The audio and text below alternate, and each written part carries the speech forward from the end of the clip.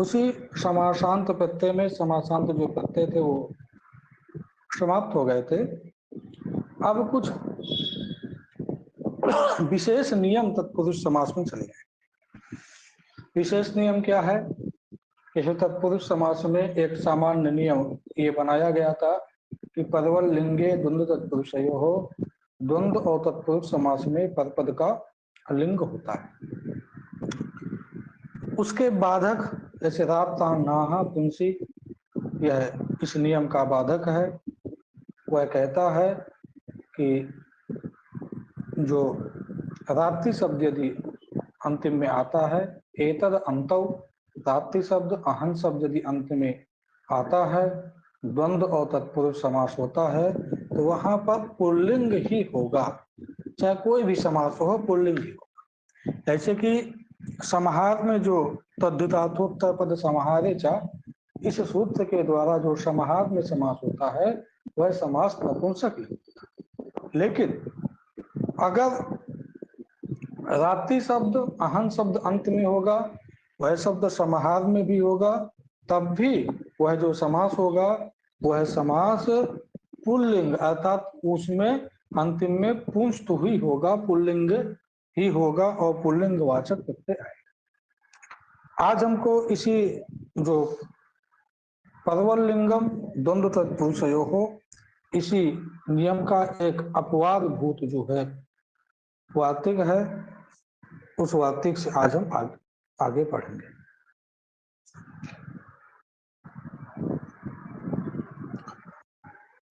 वार्तिक यह है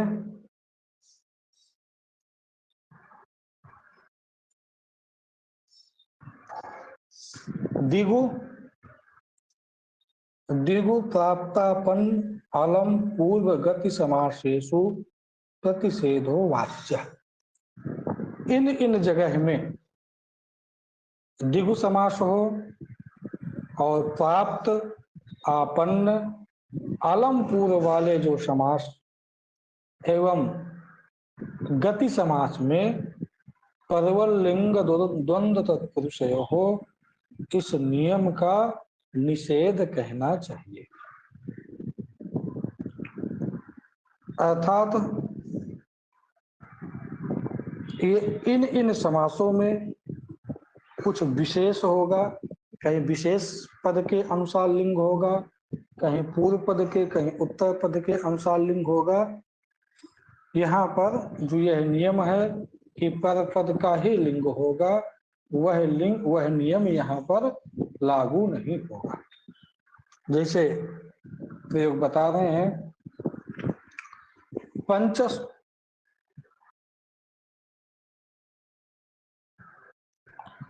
पंचसु कपालेषु संस्कृतः पंच कपालः पुरोडासः। पंचसु कपालेषु संस्कृतः अर्थात 5 पात्रों से जो संस्कार किया गया, 5 पात्रों से जो बनाया गया, ऐसा जो हवनीय पुरोडास। यहाँ पे पंचसु कपालेषु संस्कृतः यह लौकिक विग्रह होगा। इसका जो अलौकिक विग्रह वाक्य होगा वो ये होगा,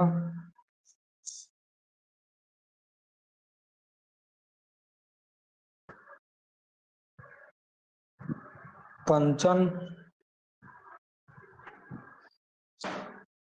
सुप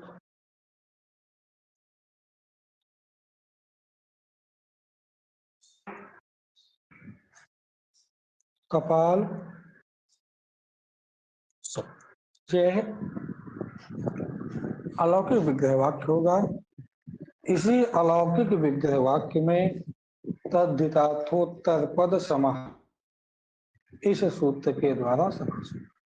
यहाँ पर पंचसु कपालेषु संस्कृतः ऐसा विग्रह कर देने पर संस्कृतम भक्ष्याः इस सूत्र के द्वारा अण प्रत्यय की प्राप्ति आगे, तो तद्धितार्थेषु तद्धित वृत्ति की विषयता विद्यमान रहने पर समास कर देता है ये सूत्र। समास हुआ, समासत्वात् प्रातिपदिक संज्ञा प्रातिपदिकत्वात् जो ये सुप है इनका क्या हो गया, लोप हो गया।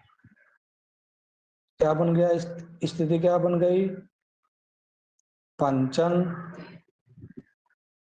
कपाल। और ये अंतर्वर्तनी जो शुभ विभक्ति है इसको मानकर पंचन ये पद बन जाता है। यहाँ पर नलोपा प्रातिपदिकांत से नकार का भी क्या हो जाता है, लोप हो जाता है। पंच कपाल बन जाता। इस पंच की, क्योंकि दिशावाचक दिक संख्य ये पूर्व सूत्र से तद्धितार्थोत्तर पद समाहारे च मनवृत्ति आती है, अतः दिशावाची और जो संख्यावाची शब्द होता है उसको उसकी उपसर्जन संज्ञा हो जाती है और उपसर्जनम पूर्वम से पंच का पहले प्रयोग हो जाएगा। पंच कपाल बन गया। पंच कपाल बन जाने के बाद संस्कृतम भक्ष्याः इस सूत्र के द्वारा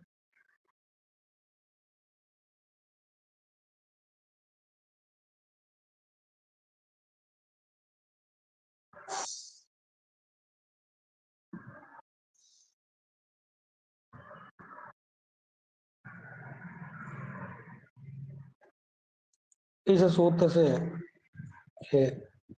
अण प्रत्यय होगा और उस अण प्रत्यय का एक सूत्र है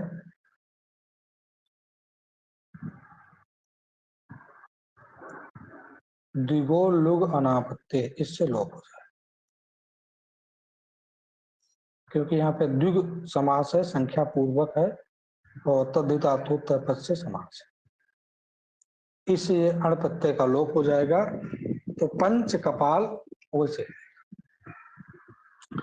अब यहाँ पर परवल लिंगम द्वंद्व तत्पुरुषयो हो, इस सूत्र के द्वारा क्या प्राप्त था, ये देखिए पंच कपाल शब्द है,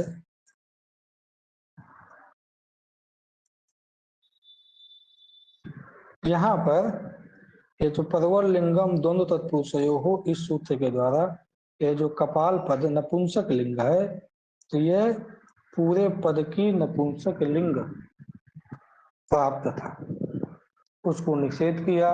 दिगु प्राप्तापन्न अलम पूर्व गति समासेषु प्रतिषेधो वाच्य, यह वार्तिक निषेध कर देगा। और यहाँ पर जो इसका विशेषवाचक पद, विशेषवाचक पद कौन है, आपने विग्रह में देखा है कि पंचसु कपालेषु संस्कृतः, पंचसु कपालेषु संस्कृतः पुरोडासः, पुरोडास पद दिया गया। ये देखिए पुरोडास पद है, ये पुरोडास पद विशेषवाचक पद है। पंच कपाल से संस्कृत किया हुआ, शुद्ध किया हुआ, बनाया हुआ पुरोडास, ये पुरोडास विशेष पद है। तो विशेष पद के अनुसार इसका लिंग हो जाएगा। तो विशेष पद पुल्लिंग है, तो विशेष पद के अनुसार लिंग हो जाने से यह भी पुल्लिंग बन जाएगा, शु आएगा, शु का रुक्त विसर्ग हो जाएगा, पंच कपालः, यह प्रयोग सिद्ध हो जाएगा। पंच कपाला में आपको दो चीजें अत्यंत महत्वपूर्ण, उनको ध्यान देना है। सबसे पहले कि पंच कपाला में तद्धितार्थोत्तर पद समाहारे च इस सूत्र से समास हुआ है, पहली बात। दूसरी बात, परवल लिंगम दोनों तत्पुरुषयो हो, यहाँ पे नहीं लगेगा, अपितु जो वार्तिक है दिगु प्राप्तापन्न, दिगु प्राप्तापन्न अलम पूर्व गति समासेषु प्रतिषेधो वाच्य, इस वार्तिक के बल पर जो विशेष पद है पुरोडास, उसी का लिंग हो जाएगा। तो पंच कपालः, यह प्रयोग सिद्ध है।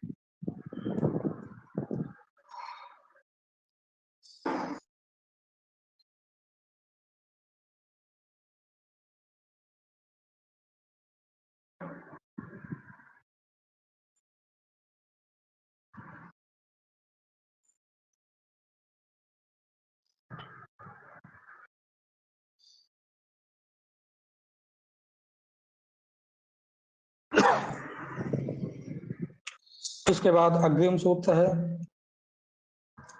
प्राप्तापन्ने च द्वितीयया, प्राप्तापन्ने यहाँ पे प्रथमा का द्विवचन है, च द्वितीयया अर्थात प्राप्त और आपन्न इन शब्दों का द्वितीयांत समर्थ सुबंत के साथ समास होता है।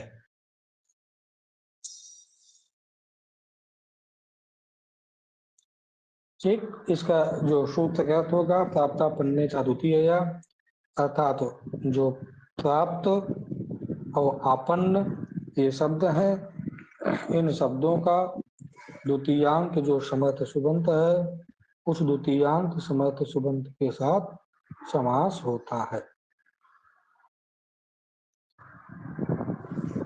समस्यते, इन्होंने केवल समस्यते वृत्ति में लिखा क्योंकि सूत्र से ही इसका अर्थ स्पष्ट था। अकारश्च अनयोः अन्तादेशः, इनके जो प्राप्त और आपन्न ये शब्द होंगे, इन शब्दों में अकार अंतादेश हो जाएगा। हम जब विग्रह करके देखेंगे और जो एक नियम बना दिया, एक अकारश्च अनयोः, अनयोः अर्थात प्राप्त और आपन्न जो शब्द हैं इनमें क्या हो जाता है, अकार अंतादेश होता है।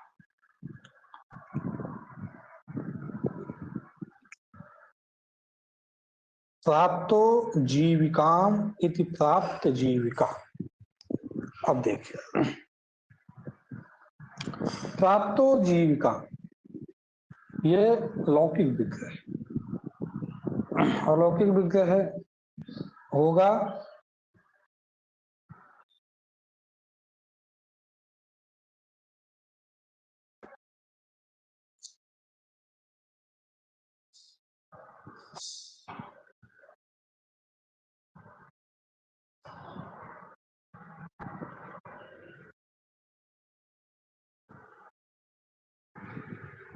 हाँ, आवाज आ रही है?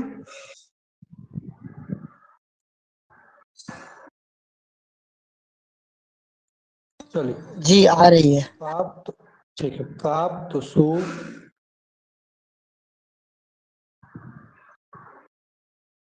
जीविका प्लस प्राप्तापन्ने च द्वितीया, इस सूत्र के द्वारा प्राप्त शब्द है उसका द्वितीयांत जो समर्थ सुबंत जीविका हम है इसके साथ समास हुआ। समासत्वात् प्राप्त संज्ञा, विभक्ति का लोप, ये सुविभक्ति है, ये अम विभक्ति है, दोनों विभक्तियों का सुपो धातु प्रातिपदिकयों से लोप हो जाएगा। क्या बन जाएगा, प्राप्त जीविका बन जाएगा। इस प्राप्त शब्द की उपसर्जन संज्ञा हो जाएगी क्योंकि प्राप्ता पन्ने में तृतीयांत पद है, तो यहाँ पर जो प्रथमांत पद है प्राप्ता पन्ने प्रथमा का द्विवचन है, तो ये प्रथमांत पद जो समास विधायक शास्त्र है प्राप्ता पन्ने च द्वितीय है, इसमें प्रथमांत पद प्राप्तापन्न है, तदबोध लक्ष्य में प्राप्त है, उसकी उपसर्जन संज्ञा हो जाएगी। उपसर्जनम पूर्वम से उसका पहले प्रयोग हो जाएगा, तो पहले प्रयोग हो गया तो क्या बन गया, प्राप्त जीविका। प्राप्त जीविका एक साथ मिल जाएगा। अब यहाँ पर ये अकारश्च अनयो अंतादेशा, जहाँ प्राप्त और आपन्न शब्द के साथ समास होता है वहां पे अकार अंतादेश हो जाता है, तो जीविका का जो दीर्घ आ है उसके स्थान पर ह्रस्व आ आदेश हो जाएगा।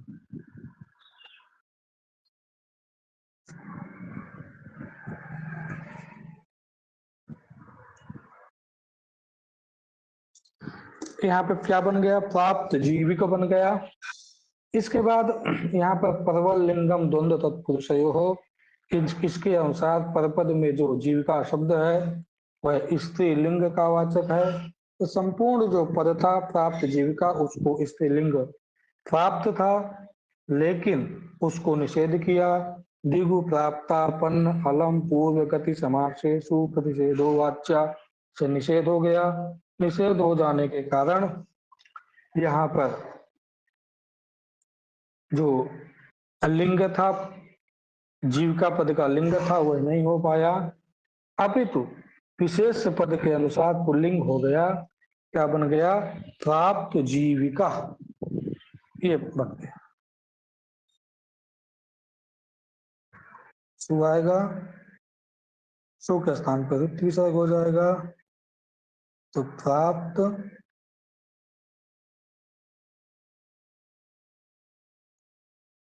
जीविका यह प्रयोग सिद्ध है। देखिए ये जो सूत्र आरंभ किया गया है, यद्यपि इसके पहले द्वितीया जो तत्पुरुष समास है, उस द्वितीय तत्पुरुष समास विधायक सूत्र पहले ही आ चुका है। द्वितीय आश्रितातीत पतित गतात्यस्त प्राप्ता पन्नई, इसी सूत्र से ही यहाँ पर भी समास हो सकता था, लेकिन हमको यहाँ पर यदि पिछले वाले सूत्र से समास करते तो द्वितीय शब्द जो है, जो द्वितीयांत शब्द होता उसका पहले प्रयोग होने लगता, तो जीविका शब्द का पहले प्रयोग होने लगता, जीविका प्राप्त ऐसे बन।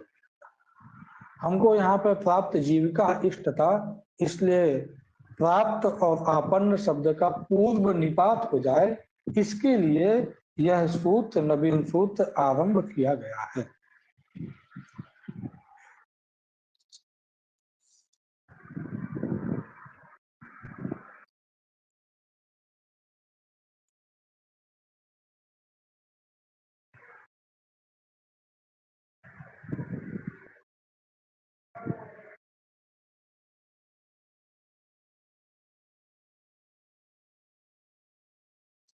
इसके बाद दूसरा प्रयोग है आपन्न जीविका। उसी तरह है आपन्न जीविका, यहाँ पे इसका आप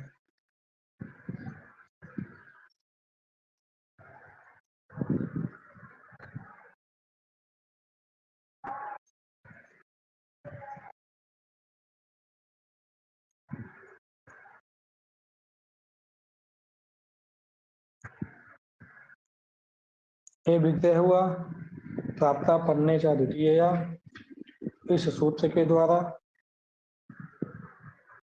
सु का और अम का लोप हो गया,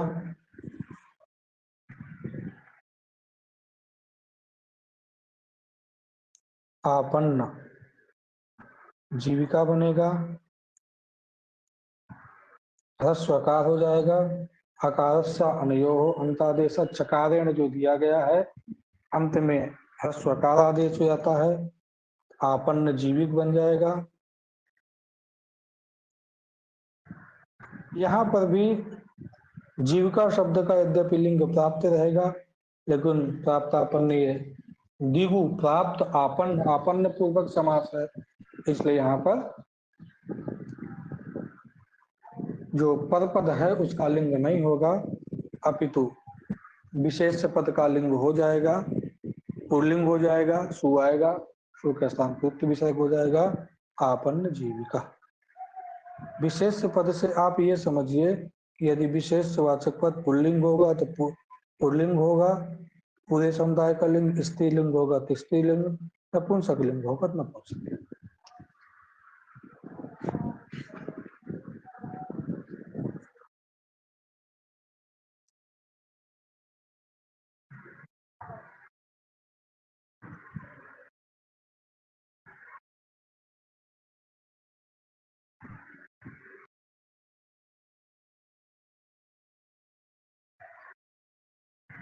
अब देखिए अलम कुमारी इति अलंग कुमारी, यहाँ पर इन्होंने लिखा अतएव ज्ञापकात् समासः, ज्ञापक के द्वारा समास। कौन सा ज्ञापक के द्वारा समास है? तो एक निषेधवाचक बनाया इन्होंने, दिगु प्राप्तापन्न अलम पूर्व गति समास। दिगु प्राप्तापन्न अलम पूर्वक, अलम पूर्व में हो, गति समास हो तो क्या होता है कि परवल लिंगम द्वंद्व तत्पुरुषयो, इस सूत्र का निषेध होता है। लेकिन अलम पूर्वक कुमारी शब्द का समास विधायक तो कोई सूत्र ही नहीं। कोई भी सूत्र नहीं समास करता है कि अलम पहले हो और कुमारी शब्द बाद में हो, तो कोई भी सूत्र समास का विधान करने वाला नहीं। तो अब यहाँ पे समास कैसे होगा? यदि निषेध किया है तो निषेध का मतलब है कि निषेध वही होता है जहां पर पहले प्राप्त हो, प्राप्ति पूर्वक निषेध होता है। यदि पहले प्राप्ति ही नहीं है तो निषेध कहाँ से होगा? तो वही है, तो उसी को बता रहे हैं कि अतएव ज्ञापकात्, अर्थात निषेध किया है। निषेध करने का मतलब है कि इनका समास होता है, उसी के ज्ञापन को लेकर के हम इसका समास कर देंगे। अलम कुमारी, कुमारी के लिए कोई योग्य युवा है, वर है। अलम कुमारी विग्रह करेंगे। अलम कुमारी गे, इसका अलौकिक विग्रह हो जाएगा।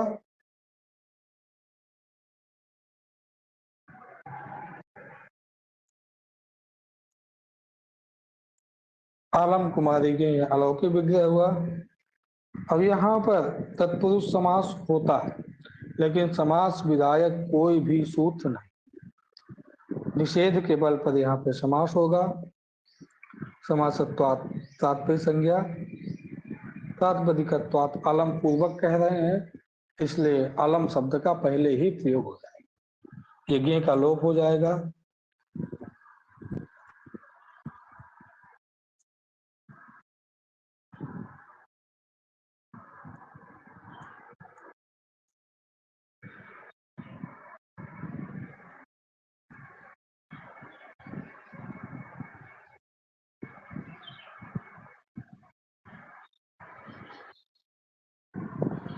देखिए इसके बाद यहाँ पर परवल लिंगम द्वंद तत्पुरुषयों से पूरे पद का जो लिंग है, कुमारी पद का जो स्त्रीलिंग है वह प्राप्त था, लेकिन यह निषेध कर देगा। निषेध कर देने के बाद जो विशेष पद है पुरुष, क्योंकि वर यहाँ पर विशेष पद है, उसके अनुसार लिंग होगा। और यहाँ पर एक विभक्ति चापूर्व निपाते, कुमारी शब्द की उपसर्जन संज्ञा, और उसके बाद गोष्ठी उपसर्जन से इस इकार को हमको ह्रस्व भी करना है। तो ये क्या बन जाएगा? अलम कुमारी बन जाएगा, और इसके बाद सु आएगा, सु के स्थान पर रिक्त विसर्ग हो जाएगा, अलंग कुमार ही। इसके बाद ये चीज, ये प्रयोग समझ में आ गया। इस प्रयोग में हमको अलम कुमारी गे समास कर देना है, समास विधायक कोई सूत्र नहीं है। ज्ञापकात् समास करना है, समास हो गया। तत्पुरुष समास हो गया, समासत्वात् प्राप्ति संज्ञा, विभक्ति का लोप, अलम कुमारी बन जाएगा। अलम शब्द को हमको पहले रखना ही है, क्योंकि अलम पूर्वक समास कहता है। दिगु प्राप्तापन्न अलम पूर्व, अलम ये दिगु समास हो, प्राप्त आपन्न और अलम पूर्वक जो शब्द, अलम को पहले रख देंगे, अलम कुमारी बन जाएगा। अब यहाँ पर परवल लिंगम द्वंद तत्पुरुषयों से अलम कुमारी पूरे पद का स्त्रीलिंग प्राप्त था, लेकिन दिगु प्राप्तापन्न ये जो वार्तिक है, ये वार्तिक निषेध कर देगा। तो जो विशेष पद है उस विशेष पद जो योग्य युवा योग्य वर, ये अर्थ निकलता है, अर्थात कुमारी के लिए योग्य युवा। अलम कुमारी मतलब यह कुमारी, यह कुमारी के लिए योग्य युवा है। तो जो विशेषवाचक पद है वह युवा है, पुरुष है तो पुल्लिंग हो जाएगा। और गोष्ठयोः उपसर्ग, एक विभक्ति चापूर्व निपाते, इसके पहले सूत्र आया। विग्रह में जो नियत विभक्त्यंत पद है कुमारी है, अलम करिए और भी कुछ भी विग्रह करेंगे तब भी कुमारी वैसे ही रहेगा, तो कुमारी की उपसर्जन संज्ञा हो जाएगी। और गोष्ठयोः उपसर्जनस् ह्रस्व से कुमारी का जो ई है ह्रस्व हो जाएगा, शु आएगा, शु का विसर्ग हो जाएगा, अलंग कुमारी ही यह प्रयोग बन जाएगा। का उदाहरण दे रहे हैं आगे। निष्कौशाम्बी, ये प्रयोग हम लोग पहले बना चुके हैं।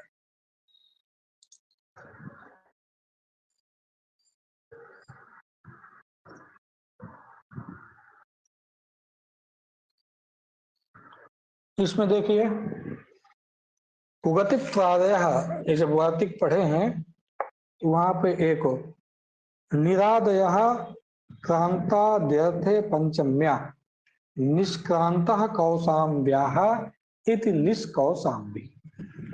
निष्क्रांतः कौशाम्ब्याः, आप जब ये गोष्ठयोः प्रजनस्य इस सूत्र में देखेंगे तो वार्तिक मिल जाएगा, वहीं विग्रह दिया हुआ है। इसका निष्क्रांत इस अर्थ में यहाँ पर निरअव्यय विद्यमान, इसका विग्रह होगा निर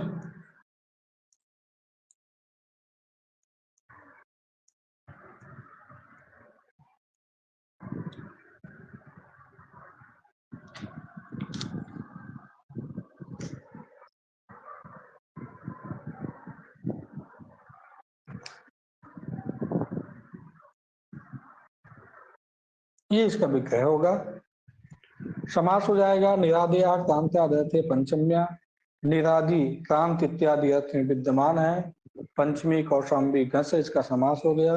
समासत्वात् की संज्ञा विभक्ति का लोप हो जाएगा और पूरी प्रक्रिया वैसे ही है। निर के रेप को विसर्ग और मूर्धन्यादेश। केवल हमको यहाँ पर यह समझना है कि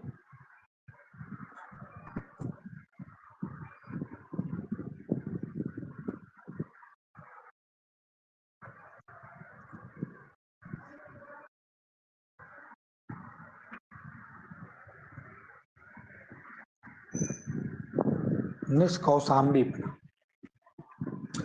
अब देखिए निष्कौशाम्बी यहाँ पर भी परवल लिंगम द्वंद्व तत्पुरुषयोः, इस सूत्र के द्वारा परपद का जो लिंग स्त्रीलिंग यही होना चाहिए, किंतु इस वार्तिक के निषेध के कारण विशेष पद के अनुसार यहाँ पे देश इत्यादि है, उसको मान करके यहाँ पे क्या हो गया, पुल्लिंग हो गया, पुल्लिंग हो जाएगा। कौशाम्बी का जो ई है उसको गोस्त्रियोः पहले वो करेंगे।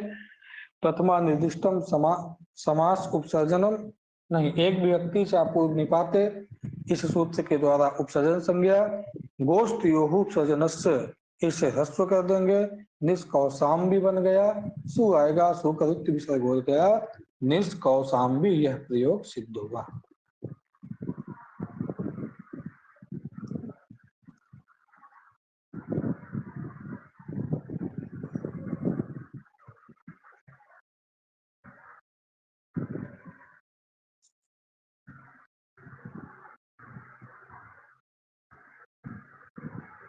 अब देखिए